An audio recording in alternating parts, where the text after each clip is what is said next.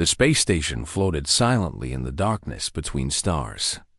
It was massive, bigger than any city on Earth, and it spun slowly like a giant wheel. Lights blinked from thousands of windows. Ships came and went like tiny insects around a great hive. This was the Wheeler Interstellar Academy, the most famous school in the known galaxy.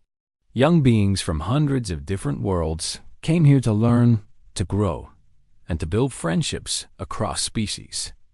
At least, that was what the brochure said. Jake Thompson stood at a window on the 47th floor, looking out at the endless black. He was 19 years old, with short brown hair and tired eyes. He wore the simple gray uniform that all students wore, but somehow it looked different on him. Maybe it was because humans were still new to all of this. Maybe it was because he always looked like he was waiting for something bad to happen. Behind him, the hallway was full of noise. Students walked past in groups, talking and laughing. Some had scales. Some had fur. Some had too many eyes or not enough arms. A few floated instead of walked. None of them looked at Jake. None of them ever did. Humans had only joined galactic society 50 years ago. In the long history of the universe, that was nothing. A blink, a single breath. The other species had been traveling between stars for thousands of years. They had built empires, fought wars, and made peace long before humans had even invented the wheel. To them, humans were children. Worse than children. They were primitives who had somehow stumbled into space before they were ready. Jake had heard all the jokes. Humans were soft. Humans were weak. Humans lived such short lives that it was almost sad. Humans needed machines to do everything. Humans broke so easily. He had learned to ignore most of it. He had learned to keep his head down and his mouth shut. That was how you survived in a place like this. The sound of footsteps made him turn. A girl was walking toward him with a big smile on her face. She had red hair tied back in a ponytail and freckles across her nose. Her name was Emma Collins, and she was one of the only 2 other humans at the entire academy. She was also Jake's best friend, though she would probably say she was his only friend. "There you are," Emma said, punching his shoulder lightly. "I've been looking everywhere. You missed lunch again." "I wasn't hungry," Jake said. "You're never hungry. That's the problem." Emma leaned against the window next to him and looked out at the stars. "You know, most people would kill to be here. The greatest school in the galaxy. A chance to meet aliens from 100 different worlds. And you spend all your time hiding in corners." "I'm not hiding. I'm observing." "Same thing." Emma sighed. "Ryan is worried about you too, you know." Ryan Mitchell was the 3rd human student. He was tall and friendly, with a big laugh and an easy smile. Everyone liked Ryan. He was the kind of person who could walk into a room full of strangers and walk out with 10 new friends. Jake was the opposite. He was the kind of person who could walk into a room full of friends and still feel alone. "Ryan worries about everything," Jake said. "True, but this time he might have a point." Emma lowered her voice. "Have you heard about the new instructor?" Jake shook his head. "His name is Commander Vexus. He's a Dravok." Emma made a face. "He's taking over the survival tactics course. They say he's a real piece of work." Jake knew about the Dravok. Everyone did. They were a warrior species from a harsh desert world. They stood over 7 feet tall, with thick scales like armor and claws that could cut through metal. Their eyes were yellow and cold, like a snake's. They believed that the strong should rule and the weak should serve. Or die. They weren't picky about which. "Great," Jake said flatly. "Just what we needed. It gets better." Apparently, he hates humans. Like, really hates us. Something about a border dispute a few years back. He thinks we're vermin that crawled out of our gravity well too soon. He sounds lovely. I'm serious, Jake. Emma grabbed his arm. We need to be careful. All three of us. I've heard stories about Dravok instructors. They like to make examples of students they don't like. And we're already targets. Jake looked at her. He could see the worry in her eyes, hiding behind the tough act. Emma always pretended to be brave, but he knew she was scared too. They all were. Being human in a galaxy that didn't want you was exhausting. Every day was a fight just to be seen as equal. And most days, they lost that fight. I'll be careful, he said quietly. Emma nodded, but she didn't look convinced. She opened her mouth to say something else, but a loud noise interrupted her. Down the hallway, a group of students had gathered in a circle. They were laughing and pointing at something on the ground. Jake and Emma walked closer to see what was happening. In the center of the circle, a small creature was trying to pick up a pile of scattered books and papers. She was about 4 feet tall, with delicate wings folded against her back and large, frightened eyes. Her skin was pale green, almost translucent. Her name was Kiri, and she was from a peaceful species that fed on nectar and sunlight. They had no claws, no fangs, no natural weapons of any kind. In the hierarchy of the galaxy, they were at the very bottom. One of the students, a large furry being with tusks, kicked the books away just as Kiri reached for them. The others laughed louder. Look at it scramble, someone said. Like a little bug. Jake felt something twist in his chest. It was a familiar feeling. He had felt it many times before, watching humans get treated the same way. Most of the time, he pushed it down. Most of the time, he walked away. That was the smart thing to do. The safe thing. But today, for some reason, he didn't walk away. He pushed through the circle and knelt down next to Kiri. Her big eyes looked up at him with surprise and fear. He started gathering her books without saying a word. What are you doing, human? The tusked student demanded. Jake didn't answer. He just kept picking up books. I asked you a question, primitive. Jake stood up slowly.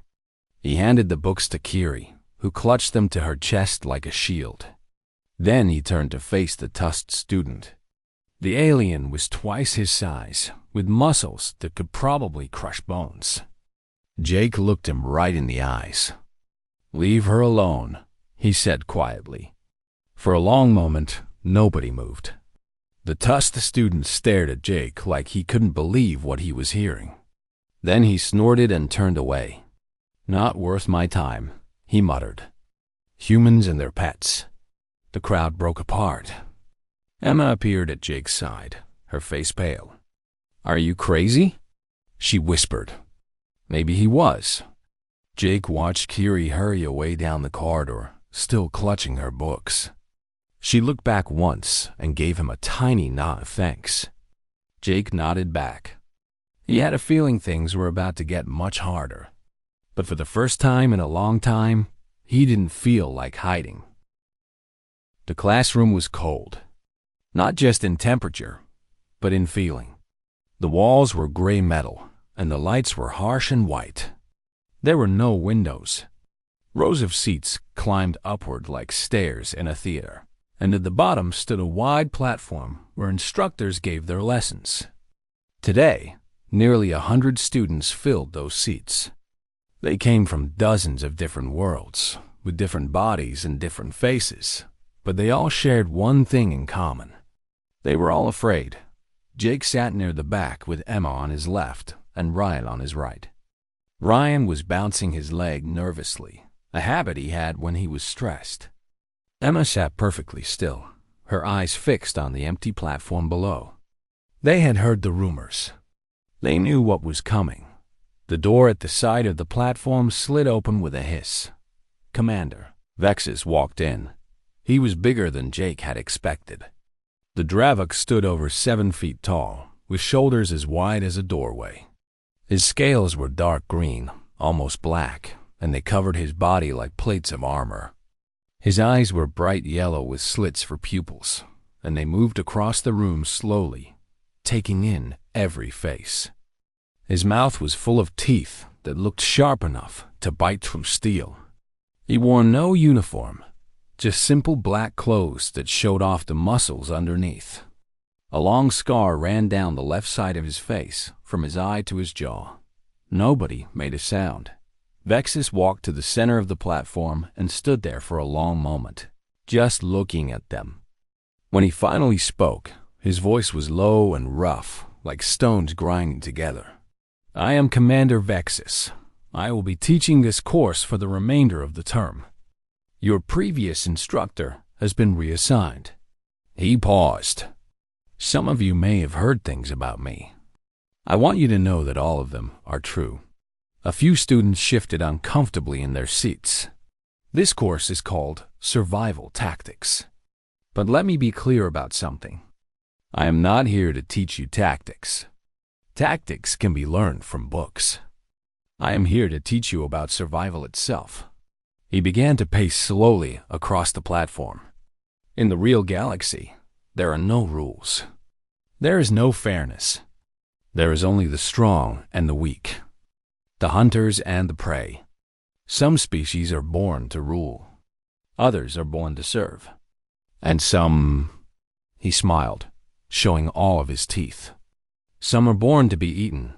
His yellow eyes found the section where the human students sat. "Ah," he said softly, "the humans. I was told we had some here." Jake felt every eye in the room turn toward them. His skin grew hot, but he kept his face calm. Vexus walked closer, stopping at the base of the stairs that led up to their row. "Tell me, humans, what do you think qualifies you to be here? You are soft. You have no claws, no fangs, no natural armor. Your bones break like twigs. You need machines just to survive in space. Your entire species is barely out of its caves." He tilted his head. "Why should I waste my time teaching creatures who would not survive a single day on my homeworld?" Ryan opened his mouth to respond, but Emma grabbed his arm to stop him. Jake said nothing. He just looked back at Vexus with steady eyes. The Dravok seemed amused by his silence. "Nothing to say? Good. Perhaps you are smarter than you look." He turned away and walked back to the center of the platform. "Let this be a lesson to all of you. In this class, you will be tested. You will be pushed. You will learn what you are truly made of. And if you are weak," he let the word hang in the air, "you will be removed." The class continued for another hour. Vexus spoke about hunting strategies, about reading body language, about identifying threats before they attacked.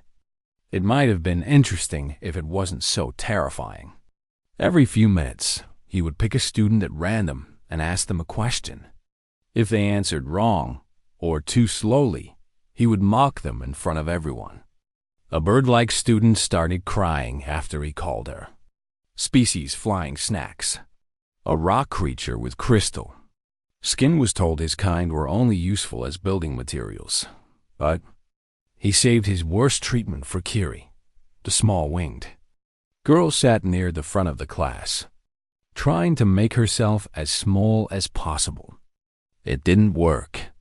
Vexus noticed her almost immediately, and his eyes lit up with cruel pleasure. "What is this?" he said, walking over to her seat. "A Velith? Here, at a survival course?"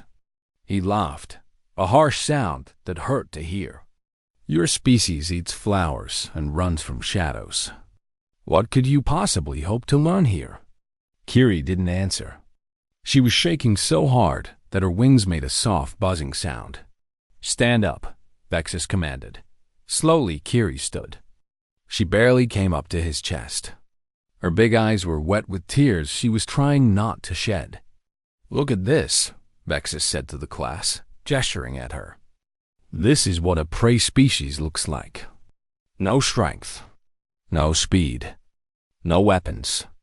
In nature, creatures like this exist for one purpose only, to feed those above them in the food chain.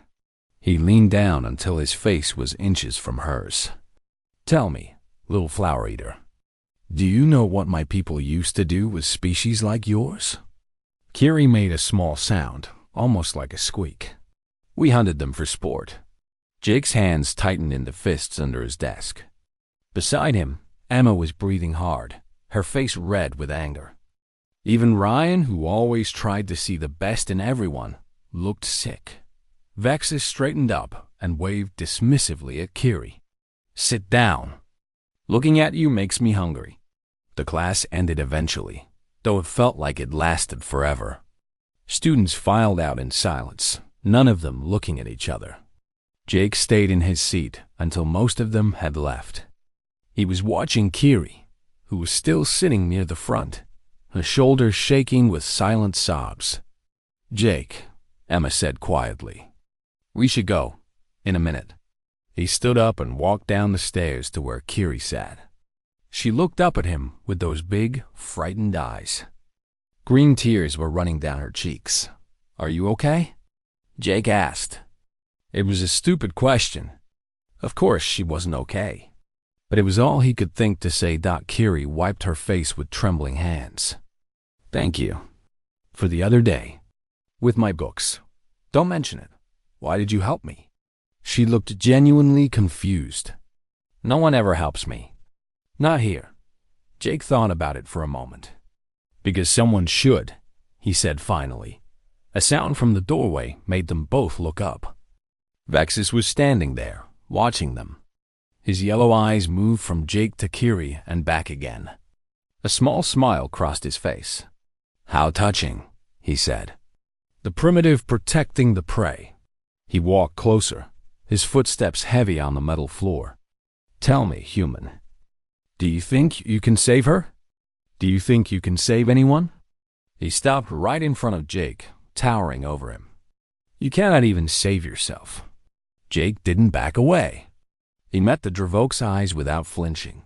Something flickered in Vexus's expression. Surprise, maybe. Or curiosity.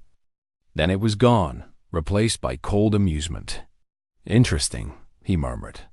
"Perhaps you are not completely worthless after all. We shall see." He turned and walked out of the room, leaving Jake and Kiri alone in the cold, empty classroom. "You should stay away from me," Kiri whispered. "He will hurt you because of me." Jake looked at the door where Vexus had disappeared. He thought about what Emma had said. He thought about being careful, about keeping his head down, about surviving. Then he thought about what survival really meant. "Let him try," he said quietly. The days that followed were some of the worst Jake had ever experienced. Commander Vexus did not just teach his class. He ruled it like a tyrant ruling a small kingdom. Every lesson was a test. Every test was a battle. And every battle left someone broken. The sparring matches started on the third day. Vexus would call 2 students to the platform and make them fight each other. Not with weapons, just with their bodies. He said it was to teach them about combat, about reading an opponent, about finding weakness. But Jake could see the truth in the Dravoke's yellow eyes. He enjoyed watching them hurt each other. He enjoyed watching them bleed. The matches were supposed to end when one student surrendered. But Vexus was slow to stop them. Sometimes he would let them continue long after the loser had given up, just to see how much damage could be done. A student from a silicon-based species had 3 of his crystalline fingers broken. A tall, thin being with blue skin was knocked unconscious and did not wake up for 2 days. The medical staff on the station were kept, busy treating injuries from Vexus's class. The academy administration did nothing. Jake had heard rumors that Vexus had powerful friends in the Dravok government. His family was important. His connections reached high places. Complaining about him was dangerous. Challenging him was suicide. So the students suffered in silence. Emma wanted to fight back. She talked about recording Vexus's behavior, about sending evidence to galactic news networks, about exposing him to the whole universe. Ryan begged her to stop. He was afraid that any action would make things worse for all the humans. They argued about it almost every night in the small common room where they gathered to escape the hostile hallways. Jake listened to both of them, but he said little. He was watching. He was waiting. He was planning. Every night, after the others went to sleep, he went to the Academy's library. The library was enormous, with information from thousands of worlds stored in its computers. Jake spent hours reading about the Dravok, their history, their culture, their biology. He learned about their warrior traditions and their rigid social structure. He learned about their weaknesses too, though there were not many. One weakness caught his attention. The Dravok had a cluster of nerves under their arms, where the scales were thinner. It was a remnant from their evolution, a spot where their ancestors had needed flexibility for swimming. A hard strike to that spot could cause temporary paralysis. It was not common knowledge. Most species did not know about it. But it was there, buried in an old medical database from a war fought centuries ago. Jake memorized the location. He practiced the strike in his room over and over, until his muscles remembered it perfectly. He hoped he would never need to use it. But he had a feeling that hope was running out. The breaking point came on a cold afternoon in the middle of the week. Jake was walking back to his room after a long day of classes when he heard a sound that made his blood freeze. It was a scream, high and thin and terrified. And he recognized the voice. Kiri. He ran toward the sound, his feet pounding on the metal floor. The scream had come from a maintenance corridor, one of the narrow passages that ran behind the main hallways. Students were not supposed to go there. It was the perfect place to do something. You did not want anyone to see. Jake rounded a corner and stopped. Vexus had Kiri pressed against the wall. One massive hand was wrapped around her throat, lifting her off the ground. Her wings beat uselessly against the air. Her face was turning a dark shade of purple. "Did you think you could hide from me, little flower?" Vexus was saying. His voice was calm, almost gentle. "Did you think I would forget about you?" Kiri made a choking sound. Her hands clawed weakly at his wrist, but she might as well have been trying to scratch through stone. "You are nothing," Vexus continued. "Your species is nothing. You exist only because stronger beings allow it. And I have decided that you should not be allowed any more." Jake did not think. He did not plan. He just moved. "Let her go." His voice echoed off the metal walls. Vexus turned his head slowly, like a predator noticing a small noise in the grass. When he saw Jake, he smiled. The human. How wonderful. He did not release Kiri. "Have you come to save your little friend again?" "I said let her go." "Or what?" Vexus laughed. "What will you do, primitive?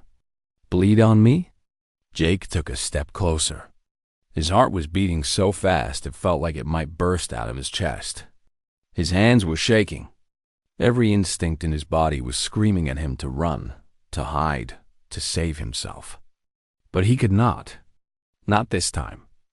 "I'm not asking again," he said. Something changed in Vexus's expression. The amusement faded. The smile disappeared. What replaced it was something colder and more dangerous. "You have courage," the Dravok said quietly. Stupid, pointless courage. But courage nonetheless. He opened his hand, and Kiri dropped to the ground. She lay there gasping, her hands pressed to her bruised throat. "Tell me, human, do you know what happens to creatures who challenge their betters?" Jake helped Kiri to her feet.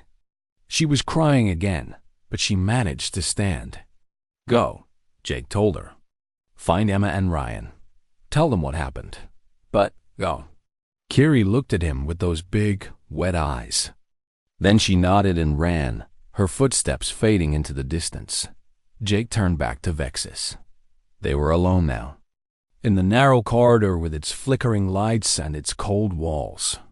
"You should not have done that," Vexus said. He took a step toward Jake, then another. You should have walked away. You should have kept your head down and pretended you saw nothing.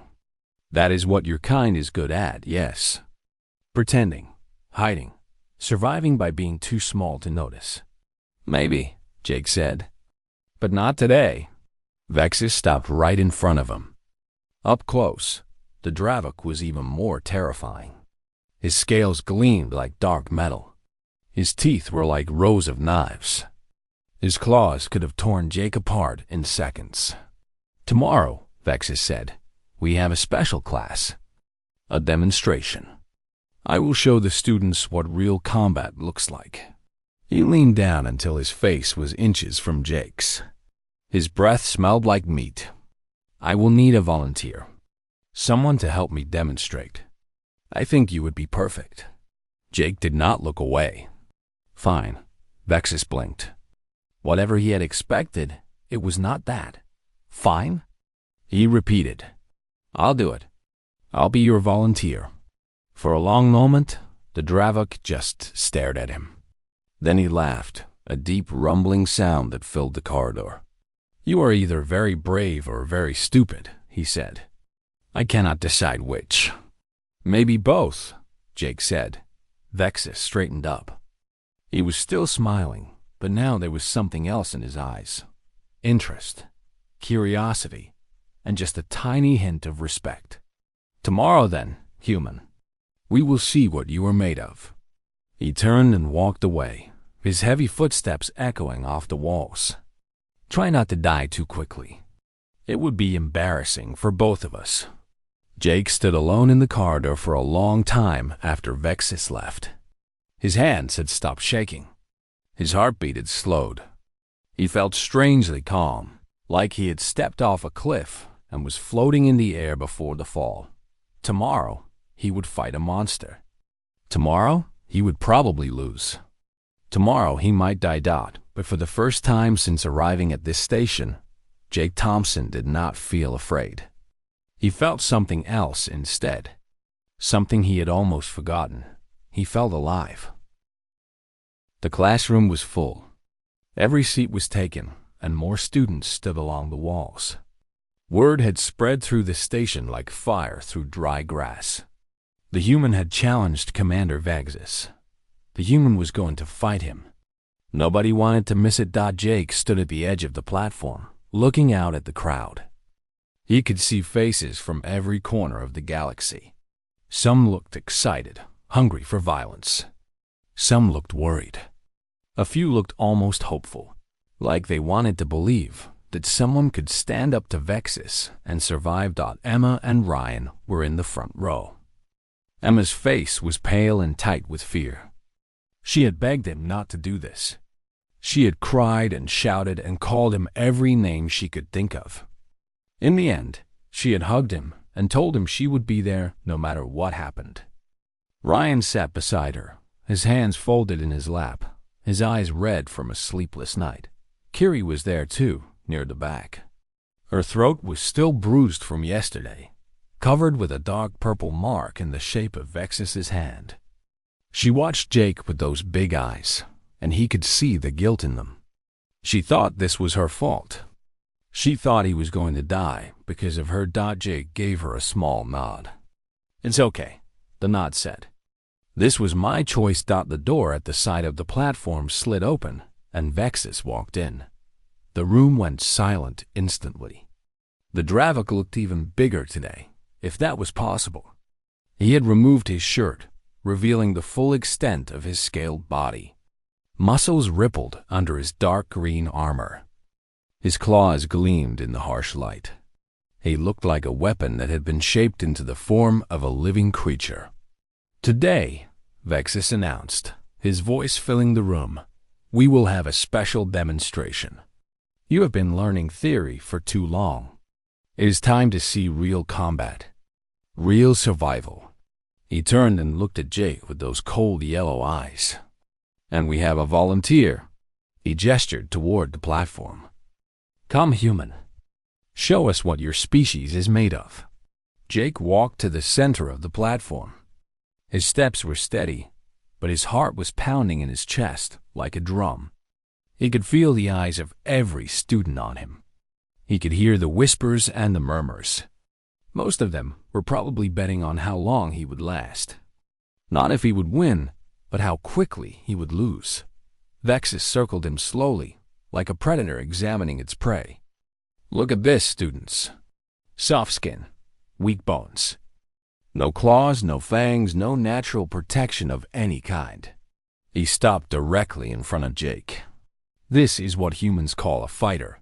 Laughter rippled through the crowd. Jake ignored it. Are you sure about this? Vexus asked, his voice almost gentle. You can still walk away. No one will think less of you. He smiled. Actually, that is a lie. Everyone will think less of you. Everyone will think less of you, but you will be alive to enjoy their contempt. Jake looked up at him. Let's just get this over with. Something flickered in Vexus's eyes. Amusement, maybe, or anticipation. As you wish. He moved without warning. Jake had expected speed, but not this. One moment, Vexus was standing still, and the next his fist was flying toward Jake's face like a missile. Jake tried to dodge, but he was too slow. The impact sent him spinning across the platform. He hit the ground hard, tasting blood in his mouth. The crowd gasped. Jake pushed himself up on shaking arms. His vision was blurred, and there was a ringing in his ears. He had barely seen the punch coming. How was he supposed to fight something this fast? Vexus was already walking toward him. One hit, he said to the audience. One hit, and the human is already on the ground. This is the species that thinks it belongs among the stars. Jake got to his feet. His jaw ached, and one of his teeth felt loose. Blood dripped from a cut on his lip. Vexus hit him again. This time, it was a kick to the stomach that lifted Jake off his feet and sent him crashing into the wall at the edge of the platform. He slid down to the ground, gasping for air. Stay down, Emma screamed from the crowd. Jake, please, just stay down. But Jake did not stay down. He grabbed the wall and pulled himself up again. His legs were shaking, but they held. Vexus tilted his head, stunning him. Why do you keep getting up? You cannot win. You must know that. Every second you continue is just more pain. Jake wiped the blood from his mouth. Because that's what humans do. He moved forward and threw a punch of his own. It was fast for a human, but it looked like slow motion compared to Vexus. The Drava caught his fist easily and squeezed. Jake heard his bones creak under the pressure. Pathetic, Vexus said, and threw him across the platform again. Jake landed on his back and lay there for a moment, staring at the ceiling.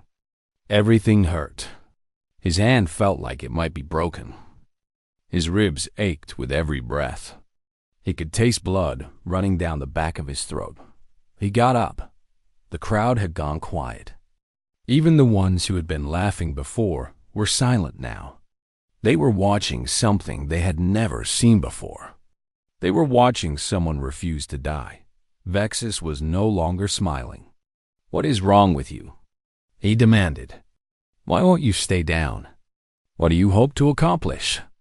Jake stood there, swaying on his feet. His vision was fading at the edges. He could barely feel his hands. But he was still standing. You don't understand us, he said, his voice rough and broken. You think we're weak because we're soft. You think we're inferior because we don't have claws. He took a shaky step forward. But you don't know where we came from. Another step. We survived ice ages that killed bigger things than us. We survived predators with fangs and claws. We survived plagues that wiped out half our population. We survived wars that turned our cities to ash. Another step. We didn't survive because we were the strongest. We didn't survive because we were the fastest. We survived because we never, ever gave up. He was close to Vexus now. Close enough to see the confusion in those yellow eyes. Close enough to see the first hints of something that might have been fear. You can knock me down 100 times, Jake said. I'll get up 101. That's what humans are. That's what we've always been. Vexus snarled and swung at him again. Jake was ready this time. He did not try to block it. He could not block it. Instead, he let the blow glance off his shoulder and used the momentum to spin inside Vexus's guard. For one perfect moment, he was exactly where he needed to be. He remembered all those nights in the library. He remembered the diagrams and the medical files. He remembered the nerve cluster under the arm. Where the scales were thin. Jake struck with everything he had left. His fist connected with the soft spot under Vexus's arm, driving upward with all his remaining strength. It was not much. Jake was broken and bleeding and barely conscious. But it was enough. Vexus made a sound like nothing Jake had ever heard before. It was half roar, half scream. His whole body went rigid, and then he collapsed to the ground like a puppet with its strings cut. His arms and legs twitched uselessly. His eyes were wide with shock and rage. Jake stood over him, swaying. Blood dripped from his face onto the fallen warrior below. The lesson, Jake said quietly, is over. Then his legs gave out, and he fell. The classroom erupted into chaos. Students were shouting, pointing, rushing forward to see. Emma and Ryan pushed through the crowd and dropped to their knees beside Jake. Kiri was right behind them, her wings buzzing with fear. Jake! Emma grabbed his face, her hands shaking. Jake, can you hear me? He opened his eyes slowly. Everything was blurry and far away, but he could see his friends looking down at him. He could see the worry in their faces. And beyond them, he could see dozens of alien students staring at him with expressions he had never seen before. Not contempt, not pity. Respect. Jake smiled through broken teeth. Told you, he whispered. Humans don't stay down. Then everything went dark.